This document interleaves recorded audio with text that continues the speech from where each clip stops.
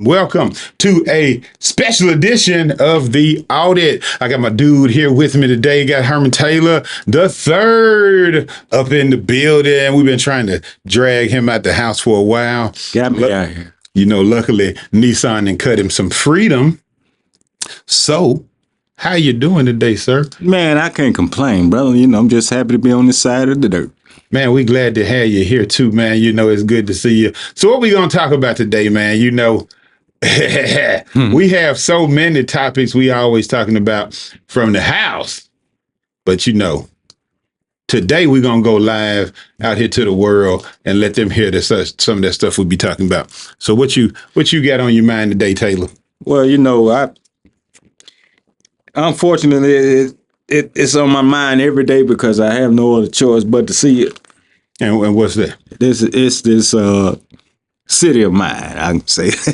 I mean, when you was born and raised in a place, and you know, almost 50, going right at 51 years, right? And you walk outside and you know try to think about some good childhood memories, and that's the only good part about it is back then in the childhood, because now it looks as if they didn't give a damn. They don't give a damn about your childhood and your memories because. Well, I can relate, especially being that I went and lived somewhere else.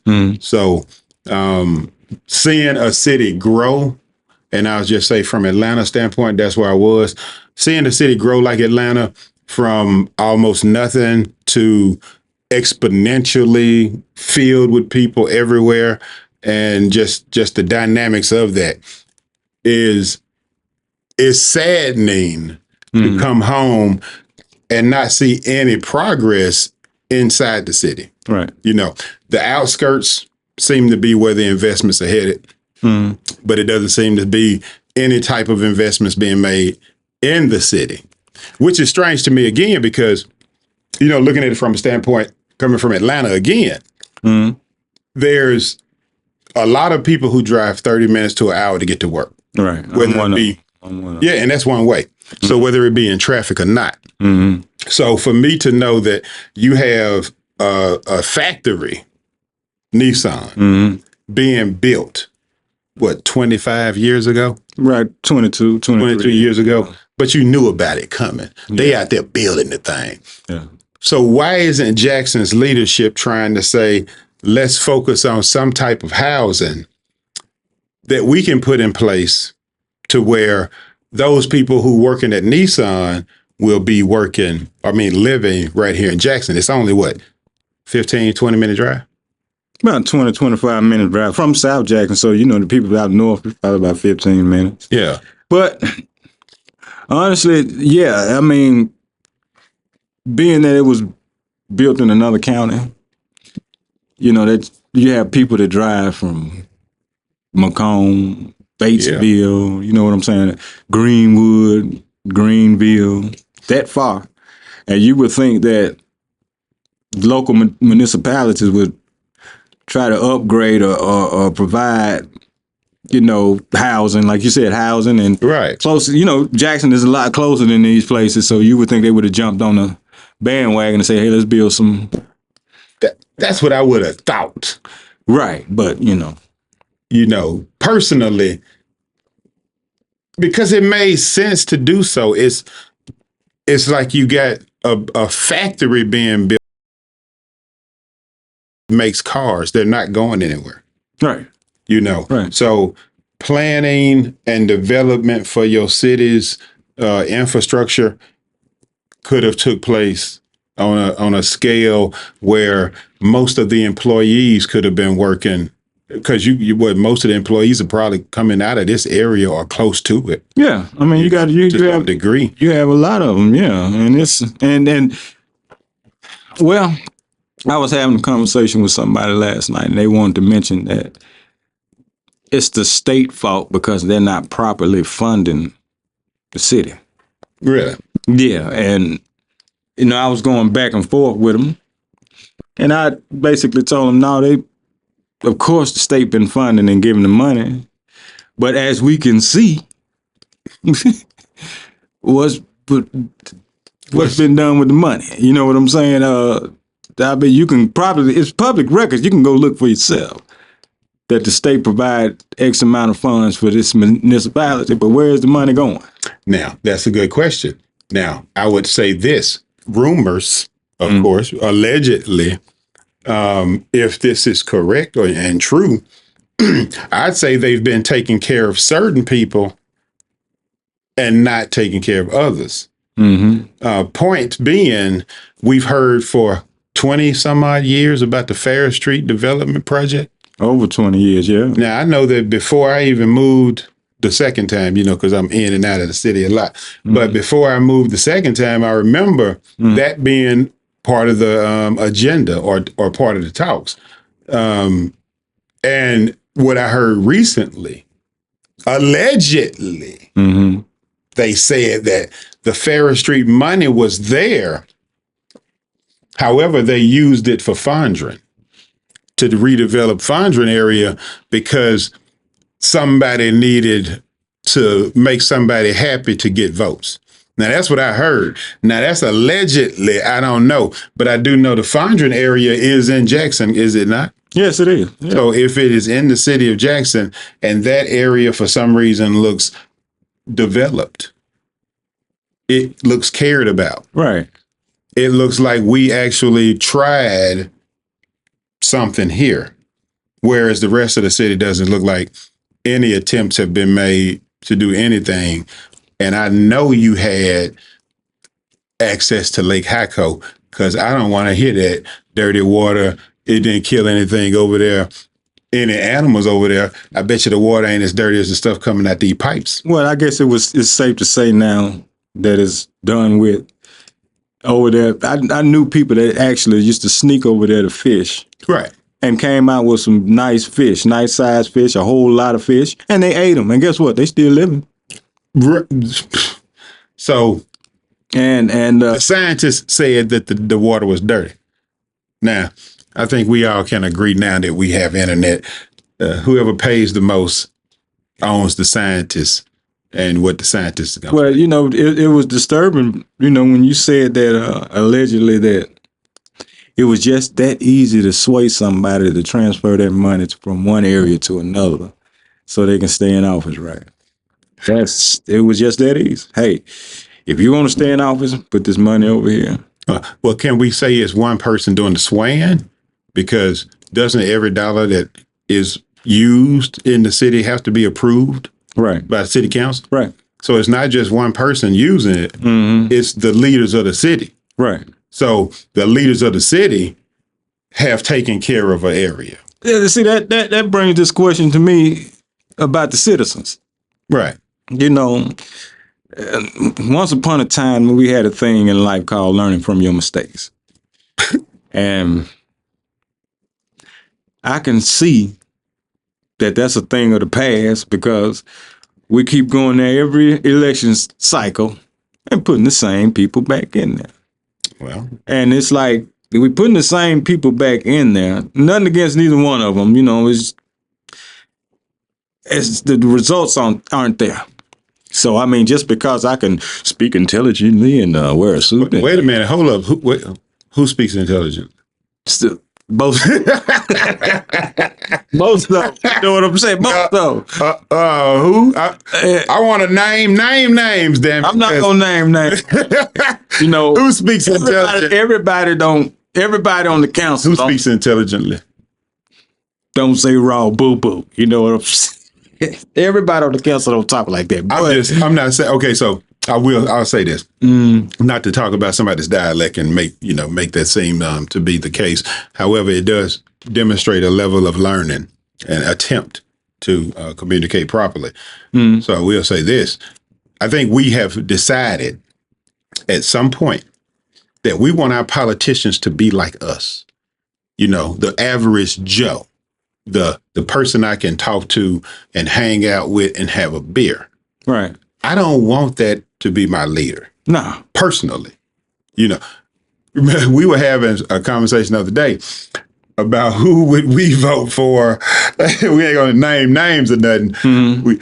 But our valedictorian in high school. Well, I'm gonna just say, I'm not gonna say no names, okay? But this is how we've been conditioned. You know, And as a country as a whole, this is how we've been conditioned. That this breakdancer. The breakdance. I'm telling you, man, that would make a cool president. I mean, he still look good, he fit. You know what I'm saying? The ladies like him. I'd much rather have him as a president than that nerd that was in high school. You know what I'm saying? Because that nerd, I mean, come on, man. We don't want nobody goofy representing this country, man. You know what I'm saying? We don't want Steve Urkel now, but give me Turbo. I want Turbo. Turbo and Ozone gonna beat Steve Urkel for president. Right. See, yeah. And that's the problem. Yeah. See, we talk about systemic racism. We got systemic stupidity. That's what that is. That's systemic stupidity because you right. That is how we've been trained. That's what we've been doing. We went in there and voted for the captain of the football team. Yeah. For the president of the school, or the king and the queens, right, or the cheerleaders and the football team. Yeah. Not the nerds that had the best grades, highest ACT, SAT scores. No. So when you look at it from that standpoint, that's what we voting for right now. Yeah. I mean, we got Sleepy and Sleazy. So I mean, look, back to the analogy with the schools, right? Right. I mean, it's common sense. I mean, every school every year don't have the championship football team, right? That's true. The football team don't win every year and go even to the playoffs. Right. So when that light is dim, the other light is shined on the academic side. And the majority of the time, that's what they really, express about the school. We had 90% graduation rate, and we had a couple students getting millions of dollars in scholarships. And okay, let's be honest. Graduation rate. Yeah. You have some unique experience with this. If we have students that we cannot fail, then how can you not graduate? That's I'm sorry, I was talking about things of the past because okay, you were still on the how we got here part. Yeah, on voting, choosing right talent over it was going to over genius. Talent over popularity and productivity. We'll get to the no child. It's leading up to that. Leading up, and it's scary because majority of our adult conversations now about how things have drastically changed. Right. And everybody has their opinions on why. And I get it. And everybody see it differently. And, which is good because we can all put them together as a collective. That's true. And try to solve some things. But it's scary, man, because if I go to pilot school, what pilot school had that same, criteria? You got Jeff over here. This dude he don't even know what the gauge is. You know what I'm saying? He don't even know what the button is to turn the engines on. But no child left behind. And that's what we are now. Yeah. We done ran into the no child left behind. But guess what I was thinking? How we got here. Okay, so we going back to our years of voting for the prom king, prom queen football team, basketball, cheerleaders and stuff. So we were already dumbed down. But I go back further. Grease Lightning. Oh, yeah. Do you remember? Love the movie. Okay, love the movie. But do you remember the theme of the movie? Yeah. It was the nerd got the glasses hat on. He walking around, and he was probably going to be the computer programmer guy. But who she went for was the grease monkey motorcycle rider guy, leather jacket. And she even changed her wardrobe to get him. Yeah. You feel me? She went from classy lady to skank. Right. Yeah, because Yeah, that was like a spinoff from Happy Days, the Fonz. Basically. Oh, see, I didn't even think about that. You see what I'm saying? So it's like, boy, the Fonz had the ladies. Fun has a lady, because you can't be smart and intelligent and conservative. You got to be cool, man. You got to be cool. And now what has cool got us? Because I get it now. We went there. Mm-hmm. Like I said, we here now. Right, because of a lot of it. We here now because of our following that narrative. We guys went after the hot chick that was half dressed. Right. And the girls went after the guys with the edge. Mm-hmm. While at the house, Roughnecks. But at the house, family is pushing education. Yeah, you that was the thing. We, with hardworking parents, we're working this hard so you can have a better life and a better education. Right. That one time that I hear in my house, I'm working this hard so you can look this cool. No. I never had that conversation in my house, I didn't have it. I saw it, though. Yeah. So I did see, of course, the parents, if they had some money and they took care of their kids, they had the better clothes. And I think that might be why we voted for certain people, too. Oh, yeah. A lot of our, say, team or leaders in the class or whatever might not have had no talent, but they had them clothes and that hair. Right. Popularity, baby. Yeah, I'm not going to say no names. We was talking about somebody the other day. If I vaguely remember, they were our king in one of those years. Mm-hmm. I don't remember being top of the class, right. But they had that hair. Yeah. And they were cool. Yeah. And so we voted for the cool one. Yeah. And that's the real talk. That's what we've been doing. We've been voting for cool. And cool don't have no plans. It's being conditioned on, okay. It goes around all the way around the table because, hey, like we was talking the other day on the phone, hey, man, you didn't have a curl? Oh, yeah. Remember, you saw that wet, good hair curling look? And all the girls was flocking Mr. Juicy over there. You know what I'm saying? So you had to just let we at some point. I never actually had a Jerry curl, but I had finger waves and relax. But I'm gonna just tell you that it's still a curl. Right? Relax. I relax. Still a curl. I just went with the drill. Now we're gonna get serious for a second because we joke around a lot, but we did. I want to bring this up because we're talking about it right now and how we were talking about. Do we think it is possible that the curl and chemicals, the straightening chemicals, because now, and I'm going to jump on Bengay, right? So I rub Bengay on my arm. I don't eat it. Right. I got a sore arm, right? So I rub the Bengay on here. And the pain goes away. Right. Okay, so it soaked through my skin clearly into my muscles. Right. So what I was thinking and we were talking about is, what's the possibility of those chemicals we put in our heads not just being on the hair, but soaking into the brains, and somehow affecting the way we were thinking. Now, we don't know if it had an effect because guess what? I don't think any studies were done to see if it was affecting us positively or negatively. I mean, that stems from all the way back from the 40s and 50s. They used to call it a process back then. Remember the Malcolm X movie? I remember. Process. I don't think nobody scientifically tested it. They probably did just as much as they do now. You know what I'm saying? They probably did and saw all that harsh stuff in it and was like, they're going to buy it anyway. And the reason I bring that up is because I know so many girls that were healthy, eat healthy, this, that, and the other. But they all have cysts on their ovaries. It's like, where did that come from? My thinking on that one is I thought I was leaning more towards birth control. Birth control? Again, that's something new that our mamas didn't probably have. Right. They had babies, and shotgun weddings. Yeah.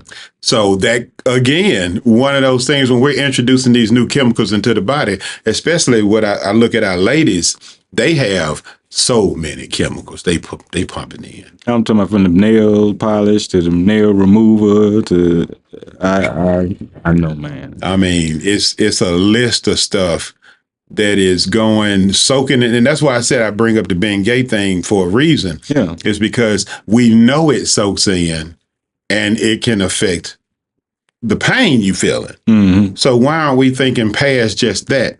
Like the dirty water that we showering in. Could that be affecting us? They said don't brush your teeth with it at one time. Right. Well, damn. Hey, don't brush your teeth with it, but you better pay me for it. But I'm not drinking the teeth drinking water. You feel me? So if I'm taking a shower because I don't take baths, keep your mouth closed and your eyes closed. Mm-hmm. So again, I'm looking at how many neglected things are taking place with the leadership that we have. Right. They're allowing our food to be poisoned. They're allowing the chemicals to be put into all these hair products, skin products. Mm-hmm. They're allowing all this stuff to happen just for some money. Well, you got to look at it as a whole. And if you're going to say it like that, you got to say we're allowing because we'll keep voting them back in there, right? Touche, you win, because that's what this show really is today. Yeah. It's really not them. It's not them. We can't point the finger at them. They can't just blatantly come to your house while they're campaigning and say, when I get in there, I'm finna come up, I'm finna get this money, and I'm finna get this Benz, I'm finna get all this. Now, if you elect me, that's how I'm gonna do. Finna get paid. Yeah. I don't know what y'all finna get. Right. But I'm finna get paid. And check this out. That money okay, let me tell me something you want to hear. Oh yeah, I'm gonna fix some streets. Nah, that's what I'm gonna buy my Benz with. You know what I'm saying? And it's like you just said though. We keep voting them in, so it's really our fault. It has nothing to do with that. them. I mean, for those who don't know, I have a radio platform. Yeah, give it a shout out, man. Yeah, Southern Gold Radio. I DJ, play music, old school grown folks. And what I do after every show, I try to give some insight like Mr. Williams here. And I just tell the truth. I mean, when you see little children and young adults and young teenagers out here acting crazy, it's because they seen you act crazy. You out here doing the most. I don't care just because you feel like you're grown now, your children grown, you got grandchildren that is over with. No, you still have to lead by example. Mm-hmm. And the decisions that you're making, when those young adults and teenagers hear you complain about your city and what's going around, the police or whatever you complain about, when they see you complain about stuff like that, but you on voting day, you go tell them, when you go vote, you better go vote for Turbo and and Ozone. Yeah, Turbo and Ozone. You better not vote for Urkel. Urkel don't know how to dress. I just cannot. But again, because I've done it. Yeah, I mean we all have. Yeah, because I've done it, but I did it as a youth. Right. So that's the difference. As a youth, I did it. Now I will say this. I had higher expectations for Barack Obama. Mm-hmm. I have high expectations for all of them, honestly. Right. No that's matter the top job you supposed to. I got high expectations for all of them. Yeah. Once you go in, you're supposed to be the president, and most of the time, when they go in, especially when they're replacing somebody, they have a majority house with them, or some majority, Senate or House. Something's on their side. Right. They don't do anything, not to help the poor people. And I'm glad I just said that because Joe Biden is supposed to be in Atlanta, right? Today, CNN, we got the thing. And he had a post that he was talking about, well, tell me somewhere I should go. Where should I visit in Atlanta while I'm here? And all these people talking about Gladys Knight chicken and waffles. So-and-so fried this. Catfish house, so-and-so shit. I said, you need to go see the poorest community in Atlanta. That's where you need to go. Yeah. You need to go to the poorest community. That's where you need to carry your ass. Because unless you see how it is, and I mentioned we talking about this before we started. Unless you see it, you really have a sense of a way. You have a built-in ignore it. And like I said, I had it. Well, you know what? Since you said that, it kind of remind me of what big corporations do. Mm-hmm. When the CEO comes to town, what they do, they give them a heads up for one. Hey, CEO coming to town, so you got a chance to spruce up things over here. Yeah. You know what I'm saying? And then you provide the route for the guided tour. Right. You see what I'm saying? So you can show the CEO, look at the progress that we're making and look how we're keeping it clean and how we organize and all this. Don't you take them on that side over there. Man, you know something? That's you just told me what Jackson do. That's it. That's right. That all of them do. So think about it. You came in off the airport. Right. Take Lakeland Drive. Yeah. You can go all the way to Fondren. Right. Hang out in Fondren. Yeah. Never see poverty.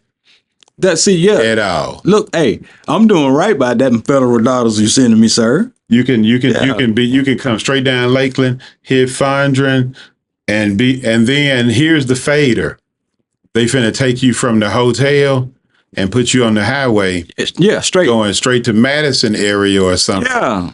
And then you can go downtown. Right. You can take construction. State Street all the way to a turn to 51, right? We got a little construction going on in here, but we can show you nice, and you would never see poverty in Jackson. See that brings me back to us keeping putting them in there, because why you don't have an administration that's going to do their homework before you go there? I know they do some form of homework as far as mapping your, for the route that they're going to send to them. Yeah. They do the homework on how they're going to keep you safe. But why don't your administration look up history, conditions, and statistics and data? And if you're serious about your top job, when you land at the airport and that governor shake your hand, you're like, hey man, take me over to Raymond Road. Well, you're asking them the actual care. Yeah. And remember what we said a minute ago. We got to see, when we having these conversations, we can't forget parts. Mm-hmm. And the part I need us to remember is we didn't elect our best student. Mm-hmm. Right. We elected our star athlete or our cheerleader. So we didn't elect our best our best student who would be trying to find those poverty areas where we need to put some money in. You elect the guy that was vice president to one of our coolest presidents we ever had. And cool ain't fixed no streets in Jackson. Cool ain't brought no money to this all black, biggest, most populated, what they say, largest percentage of dark-skinned people in America. Cool didn't bring no money here. Cool didn't open up that lake for me. Mm-mm. Cool. And I try to tell people all the time, you can say what somebody did while they were in office. Yeah. But bring your ass down here where we can't feel it. Right. See, you over here with your black-owned media or with your stockbroker shelf, you all in my feed talking about financial wealth and dynamics, and I taught at Oxford, and I'm congratulations. Right. Those things that they put in place affected you. And they made it better for you and your people to get grants and get money and get that. Right. And I like y'all getting y'all grant money.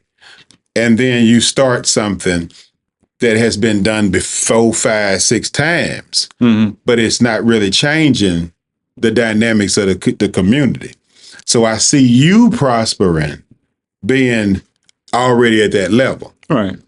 But now when you come down here where it's actual struggle, those people don't feel the happy guy in office. They didn't feel it. They didn't see the change. No. They didn't see the jobs, the tax breaks. I've always said this, when it comes to any position, all the way from a councilman to the president of the United States.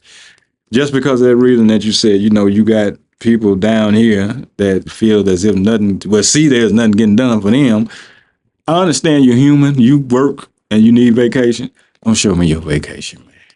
You know what I'm saying? Don't show me your whole entourage taking you to a golf course. Oh man. And you having fun with your boys or whatever, your constituents, and I'm sitting over here still trying to figure out, you know what I'm saying? How we gonna keep the lights on? How I'm gonna keep my lights on, and how I'm gonna get this axle fixed out here from this gigantic pothole out here the other day, and I see you on TV with your polo on, swinging your club. You know what I'm saying? Yeah, you having the golf moment. Well, I think we kind of got to the point where people are like, we love to floss and show off. Mm-hmm. And the disease of ignorance spreads faster than the disease of intelligence. So I always like to go back to how we like to flash and floss, and how those things rub off on somebody else. You know, and so we all done it. But my dad used to say one thing all the time. He said, "Looking good, son. Ride clean, rims clean. You know, you looking good, man. Thank you, Dad." You know, if I say that, it's a whole lot of people saying that. And he'll try to, hear my comeback of what I'm going to say, right? Very smart man. And I'll say something like, I really don't care what other people think. He said, "You a lie?" He said, "Yes, you do." He said, "All that time and effort you put into cleaning that car and putting them big rims on it, and I can imagine how long it took you to put all that starch on them pants and stuff like that." You had starch, man. You care what you doing it for them. You're not doing it for you. He said, "Do me a favor. Next time you ride around and somebody tell you the same thing, I told you looking good, you're riding good and all that type of stuff. Ask them to contribute to it and see what you'll get." Well,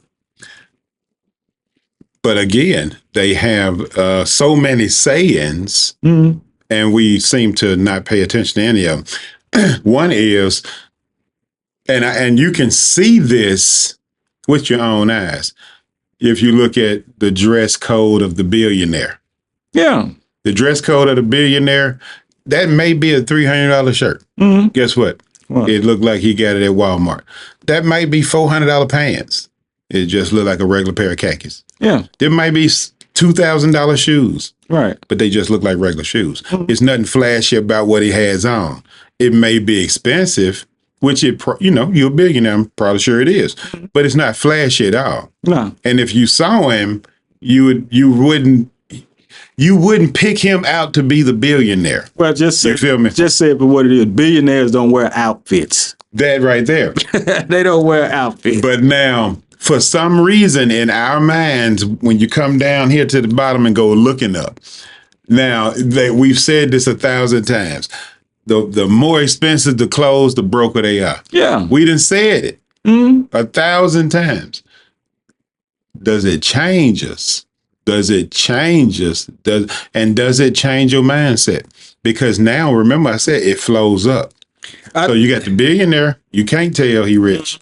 And then who you got in the middle? The entertainers, the singers, the rappers, the basketball players. The some of them are at the top too now. Yeah. But you can tell the more they get, the less they dress. Well, the more intelligence they get, the less they dress. You got to say it. But more intelligence, right? I think it's like the rebellious child syndrome, because you remember when we was growing up, up until this day, we run across our parents' generation. They still have those old sayings. And you would think it would come to a point, didn't nobody just one day make up that saying for nothing. Yeah. As you get older, you find truth in most of those sayings. I'm going to say not all of them, but most of them now. Yeah. Because I'm going to tell you one, I debunked myself.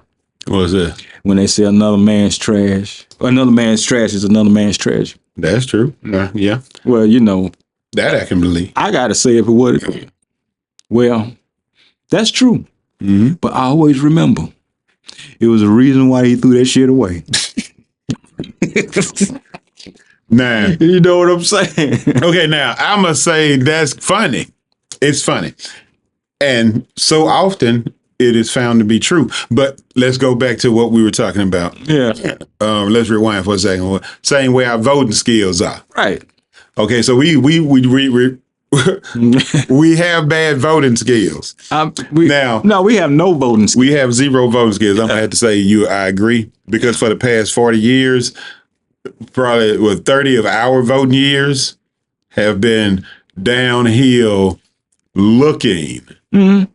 You can cut down as many trees as you want to and build new stuff out here outside the area. But let's look at the society as a whole. Is education for our children getting better? Even though we building these new buildings, is crime going down? Even though we building these new buildings, are these kids getting more intelligent and showing it as we building all these new buildings, as we tearing all these trees down? So we're really developing areas that need to be left alone in a lot of cases, is what I think, and redeveloping areas that are crumbling. You know, and I'm gonna say something that's, you know me, we doing all that kind of stuff, but we ain't winning. This is gonna be offensive, and I said this on my show the other time. We talking about these people that lady who wanted to talk about we don't know how to use computers. But let's be real here. We got experience with this. It's not a lot of computers in these houses. There's not a lot of computers in these houses, and an excerpt from a very true story. You got sixth graders that can't even recognize their own names when they see it. So now we at the No Child Left Behind. Yeah. So it's okay. A sixth grader who can't recognize their name. Mm-hmm. Who's the failure? School, parents? Everybody. Okay, but I'm not gonna blame the teachers. Well, yet I'm gonna say, at some point the teachers have to say no more. Okay, and the reason I say that is because how are the teachers gonna allow somebody to tell them they can't strike? How your job gonna say, y'all, it's illegal for y'all to strike? That's a violation of your First Amendment. And especially when you... Are we gonna shit pay you? Yeah, we working in one of the lowest paying districts, and they throw a threat on you and say, hey, you better not strike or we will fire you. But you a teacher, and only people who take teaching jobs are people who love them kids. Yeah. So it's almost a passion job. You know, it's a passion. And so they took your passion job and they've turned it into a slave job. Yeah, basically. So you're not even allowed to complain a lot. Yeah, and you're right. I wouldn't say a slave job. I would say they all slave jobs, sir. They all. Yeah. Okay. I'm gonna explain the slavery to. Well, you already know. Hey, they added parenting to teaching. They added counseling to policing. Right, and it's of course naturally as a parent, you know, those instincts are going to be there and the compassion is going to be there, but when you try to defend, you know, yourself as far as this is too much. You know what I'm saying? We need help. Yeah.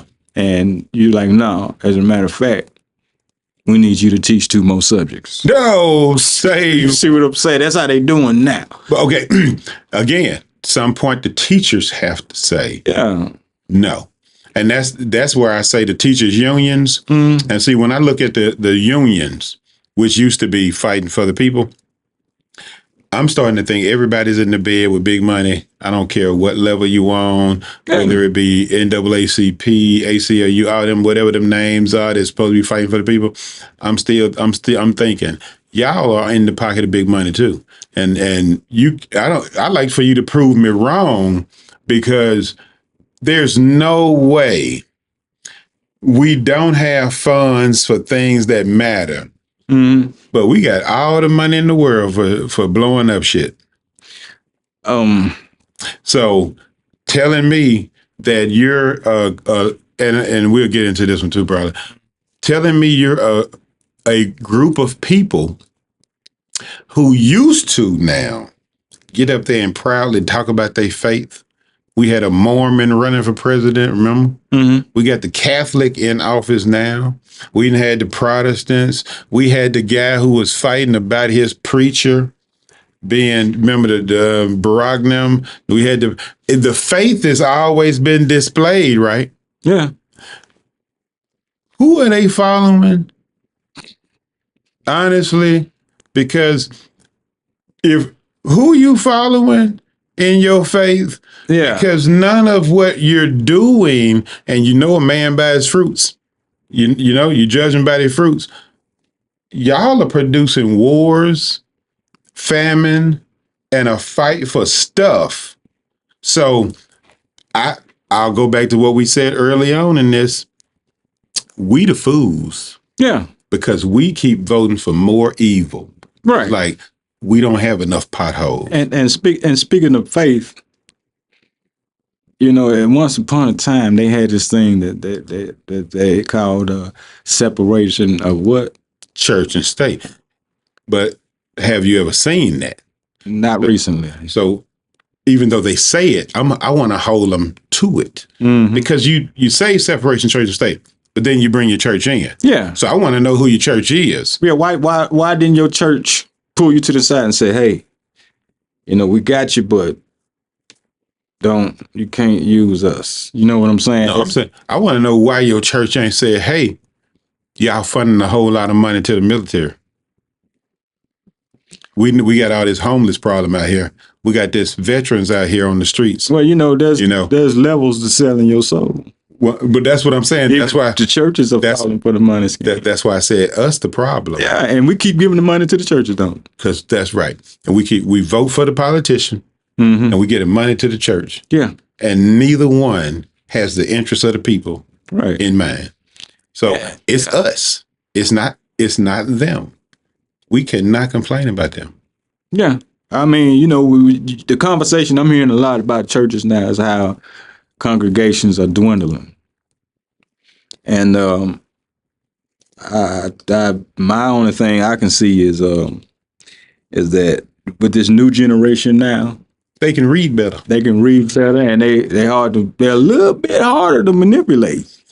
Well, I'm not gonna say they can read better. We got a 6th grader who can't recognize his name. Right. They have access to the internet, and I think a variety of opinions, a variety of topics makes your brain start to move a lot more. So let's take, for instance, our growing up years, no internet.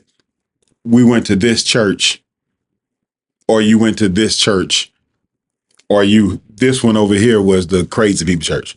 You know, them crazy folks. That's about how much we knew about varieties in religion. Yeah. We knew about Muslims. We knew about Jewish people. We knew about Hindu, but we didn't really know.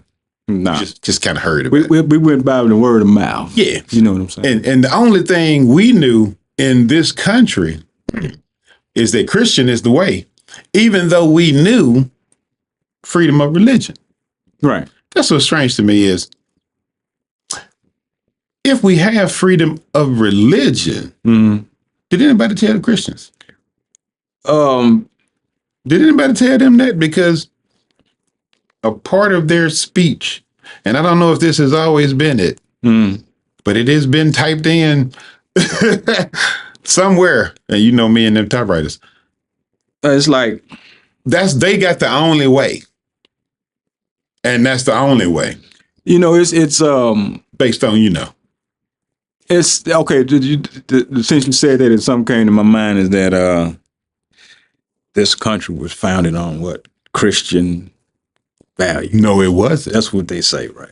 But it wasn't. It was founded on the people who was being persecuted for their religious beliefs, and they wanted to come and create a place where you could have freedom to worship. Now, them the facts. Yeah. And then that's what I'm saying. When they say that, they then say you have freedom of religion.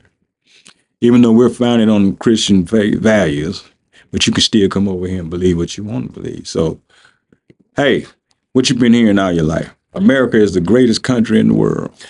America is this, right? And you're a patriot. If I send you out there with a machine gun and bombs, you're a patriot, right? So we was conditioned to walk around like we're number one. You know where they got that from, right?